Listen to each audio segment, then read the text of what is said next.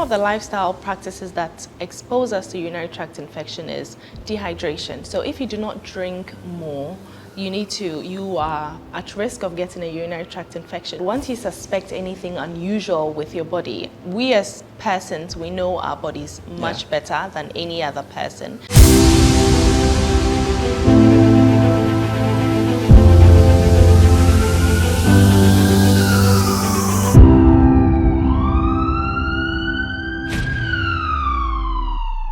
In this episode of Health Focus on GhanaWeb TV, we'll be looking at a condition that is of major concern to a lot of people.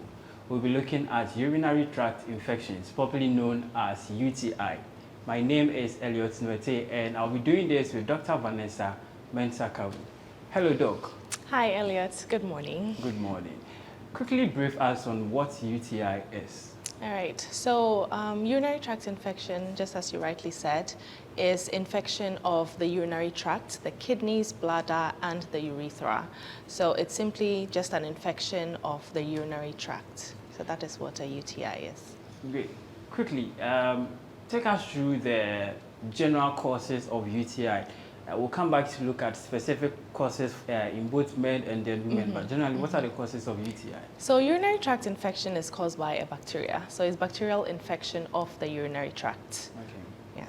And in men, how does that come about? So men are less at risk of getting urinary tract infections as compared to women because of the structure in the difference in the structure of both men and women. Men have longer urethras as compared to women, and so the women are more at risk of developing urinary tract infections as compared to the men. Okay. What I really wanted was, say, specific causes. Yes. I'm asking this because sometimes you hear people say, I went to the washroom, and then after that, I was told I have a UTI. So what are the specific causes in men and then in women? The causes are the same. It's a Really? bacterial infection, yes. So that's what causes, unless I'm not understanding the question properly, but the causes are the same. It's a bacterial infection of the urinary tract. So. Why? Or you mean what puts one at risk of getting the urinary tract infection? Okay, right. So for women, like I mentioned, because of the structure of their urinary tract, the urethra is shorter than that of the men, and so they are more at risk of getting contracted by or contracting the bacteria as compared to the men. So it takes more of a longer time for the bacteria to climb up the urinary tract or the urethra. Hence, women tend to experience more symptoms of urinary tract infection as compared to the men. Great. What are some of the typical symptoms of UTI? Let's start with the women. All right. So the urinary tract infection, the symptoms are the same for both the men and the women. Okay. So usually it starts with frequency in urination. So if you find yourself urinating more frequently than usual, then there is a suspicion that it could possibly be a urinary tract infection. That's in the absence of you drinking a lot more water, because naturally when you drink more water, you would pee more or you urinate more. And also what we call dysuria, that is painful urination. Okay. So when you experience some tingling or some pain during or after urination, it could be a sign or a symptom of urinary tract infection. Also, there are some instances where there is pelvic pain or abdominal pain, lower abdominal pain. These are some of the symptoms of urinary tract infection. So urinary frequency, dysuria or painful urination, and abdominal pain. Okay, I want us to look at, you mentioned that one way of noticing that you might have a UTI is by frequently urinating. Yes. Is there anything specific with urinating frequently when you get a UTI? I'm asking because sometimes I realize that personally, yes, when I take in a lot of water and I'm in a cold environment, I tend to urinate a lot. But when I take in the same amount of water and I'm in a room temperature, I don't urinate as frequent as I urinate when I'm maybe in an air-conditioned environment. So how do you know that? How do you differentiate? This is UTI. Maybe this is as a result of me having diabetes, because I learned that with diabetes you can get that, or it's another STI. The only way to know is to check, which is why I usually preach or make the recommendation that once you suspect anything unusual with your body, we as persons, we know our bodies much better than any other person. So if you notice anything unusual at all, it's important to visit your healthcare provider, and they'll run some tests for you, and that's the only way to actually know that, okay, this is not, this may be the reason for your symptom, and this may not be the reason. So it's to just simply check. Great. We'll talk about how UTIs are diagnosed medically, but then let's look at some lifestyle practices that exposes us to UTI. Yes, so some of the lifestyle practices that expose us to urinary tract infection is dehydration. So if you do not drink more, you are at risk of getting a urinary tract infection. And so we encourage that lots of hydration. So drink more water frequently and often. Don't wait until your body prompts you to drink water before you drink water. That only means once you get that prompt from your body, it means that your water stores are depreciating or have depreciated significantly. Rehydrate, and also your personal hygiene as an individual, how you wash, especially for the women. We tend to use all sorts of things to wash our intimate areas. That puts you at risk rather of developing urinary tract infections as well as other diseases. And then also the various washrooms that are used, and also some sexual practices can predispose you to getting urinary tract infection. There are lots of people who confuse UTI with a lot sexually transmitted diseases. So I had a relative who said who believes that gonorrhea is the same as UTI because they have the same symptoms and what have you. But then you can, like you just mentioned, you can have UTI just by using a washroom. Yes. That's why I want us to be specific and then know what exactly would cause that. Some people believe that it's healthy, or you reduce your risk of getting urinary tract infections when you pee immediately after sexual intercourse. That's some people, there's been some schools of thought that believe that it reduces one's risk of getting a urinary tract infection. So that is just one of the things. All right. Let me draw you back to the use of washrooms. So what would you advise for those who cannot do anything about using or sharing washrooms and then other facilities that could expose people to UTI? What advice do you have for them?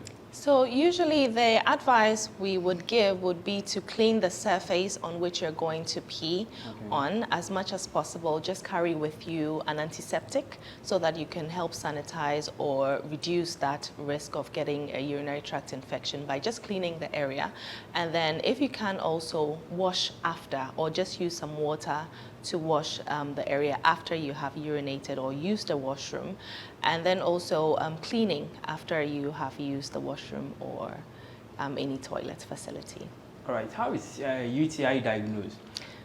I'm asking because some people say when you go to the washroom and then you urinate and your urine is foamy, it means you have UTI. If you urinate and it's yellowish in color, you have UTI. If you urinate and then it looks reddish, you have UTI. So how is it diagnosed? So there is indeed quite a lot that goes around, and like I mentioned before, the only way to know that you have a urinary tract infection is to test.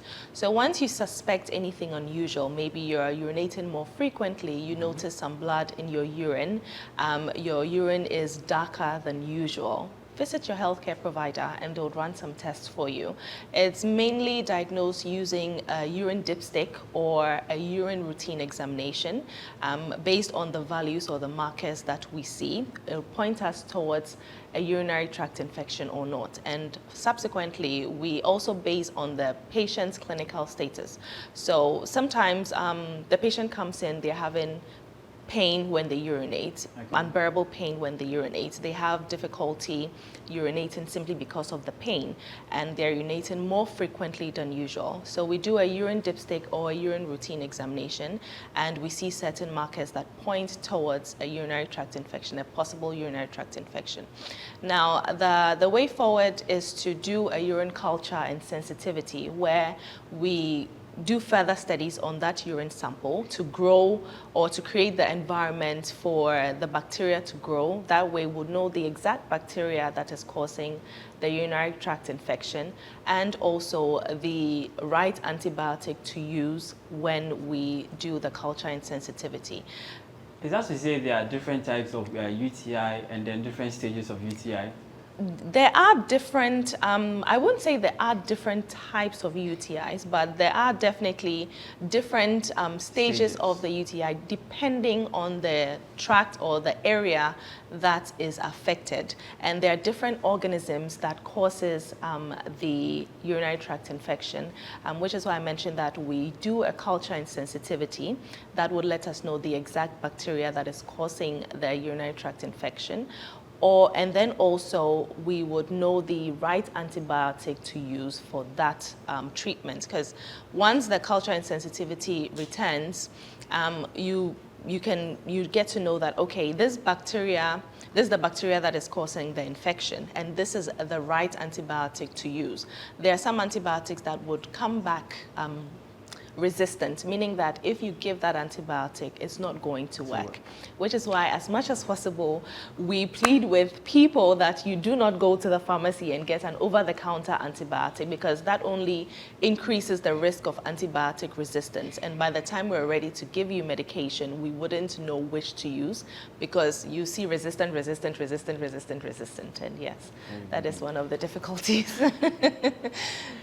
All right, so one thing that is very peculiar with UTI, and I hear in some female friends, and then I hear a lot of female share, is that it is very recurring. So you treat it today, tomorrow it happens. But why is that the case? So mostly that happens, one, because of antibiotic resistance, because they're not using the right antibiotic to treat the infection. Also the lifestyle, like we mentioned earlier on, there are certain things that you need to do as an individual to reduce your risk of getting these recurrent urinary tract infection. Also, studies have shown that drinking cranberry juice helps to reduce the risk of getting a urinary tract infection. So it's actually one of the recommendations that we discuss with our clients or our patients when they come in with this sort of recurrent urinary tract infection. So cranberry juice. Right. So before this interview, we had a conversation on hepatitis, and then people prefer using herbal medicines to treat hepatitis than going to the hospital. The same was with kidney. And what we learned from that interview was that sometimes if you use herbal medicines, there are certain components of this medicine that are very dangerous to the kidney. Exactly. That is why I want us to touch on the traditional way some people tend to treat UTI, so that we see if there are some dangers to it that has been researched on medically. Well, unfortunately, I won't be able to speak to that, because I do more of medicine and not traditional medicine. So I can't say that, okay, don't use this herbal medication, don't use that herbal medication. All I can do is to let you know that if you're having these signs and symptoms and they seem to be recurring, visit us at the clinic and we will run some tests for you, and we will let you know what to do and what not to do. But there are several means, or let me put it, traditional means of which people have used to resolve certain diseases, but the efficacy of that, I really wouldn't be able to speak to it. Yes. Right, that was very enlightening. So Dr. Vanessa Mensah would recommend, would advise that instead of treating UTIs at home, go to the hospital, get diagnosed, and then treat it the right way. Let's go for a quick break. When we come back, we'll look at how it is treated, how UTIs are treated, what you should do if you are living with UTI, many more. Stay with us.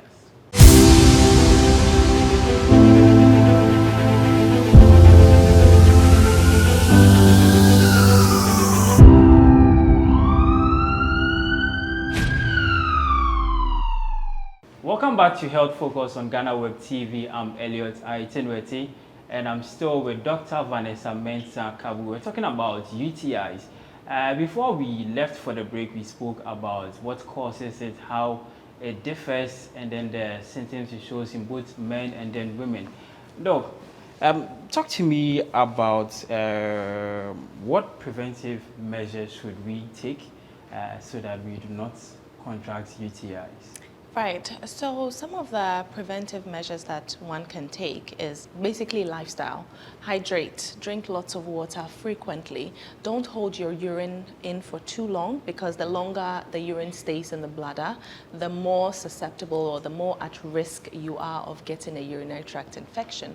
Also, certain practices such as cleaning after yourself, after you've urinated, and also using just some water to wash would help reduce the risk of getting urinary tract infections.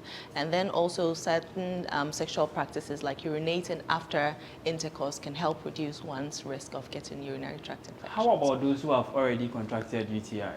So once you have, you start showing signs or symptoms of a possible urinary tract infection, it's important that you visit your nearest healthcare provider. It could be a hospital or a clinic, and be diagnosed that you have a urinary tract infection before you start on any medications. What role does antibiotic play in the treatment of UTI? And is it advisable that people recommend antibiotics to others? So you tell your friend about the symptoms you're having, they say, oh, I had the same thing last week, they told me to buy this and that, and I bought it. Should that be the case? Well, in as much as it comes from a place of care, because of course you're worried about your friend who may have gotten a similar disease like you had a week ago or just yesterday, and it's only from a point of care to just recommend what the doctor gave to you. It's very bad practice. Yeah. It's extremely not the right way to go, and it's important that once your friend confides in you that I'm experiencing A, B, or C, you advise them or assist them with visiting a healthcare provider so that they can be properly diagnosed and the right treatment will be given to them. Because who knows, the bacteria that caused your urinary tract infection is not the same bacteria that caused your friend's urinary tract infection, and the management and the antibiotic recommendation would be different. Most often I like to leave the effects and then complications of diseases to the last part of the show so that people understand the relevance of treating conditions seriously. What are the long-term and even short-term complications of UTI? So the main short-term complication is discomfort. Okay. Having that urgency to urinate frequently. You know, sometimes you are at an event or you're at work, you're going somewhere, and every maybe 5 to 10, 15 minutes you have to use the washroom. That is a discomfort. And also the pain associated with the urinary tract infection is a complication of it. Long-term effects, it can lead to kidney diseases. It can also lead to, in pregnant women, it can lead to early delivery or premature delivery of their babies. So okay. These are some of the complications associated with these are the short-term complications? Some. Middle to long-term. All right. I want to know that when it comes to treatments, do we have different treatment for different populations? I'm asking because you brought in the issue of pregnant women. Yes. So do we have treatment for pregnant women? Yes. And so definitely. So the treatment for pregnant women, because we have to be very particular about the baby and conserving the growing baby or fetus, the medications that are usually administered or given to pregnant women is different from that given to non-pregnant women and to the men, simply because we have to bear in mind also pregnant women are more at risk of getting urinary tract infections than the average person that is not pregnant. And so depending on the clinical state of the pregnant woman also, we do not readily give antibiotics because sometimes it could just be a phase and we just encourage more hydration and then certain lifestyle modifications that could help reduce the symptom of the urinary tract infection. However, the treatment, like you asked, is different depending on the culture and sensitivity results. Okay. So sometimes that wait for the results to be ready can cause the disease to resolve on its own based on adequate rehydration, and then also the lifestyle modification like I spoke about. So depending on how severe the symptom is, we either start the antibiotic empirically, meaning that we start the antibiotic while we wait for the results of the culture and sensitivity.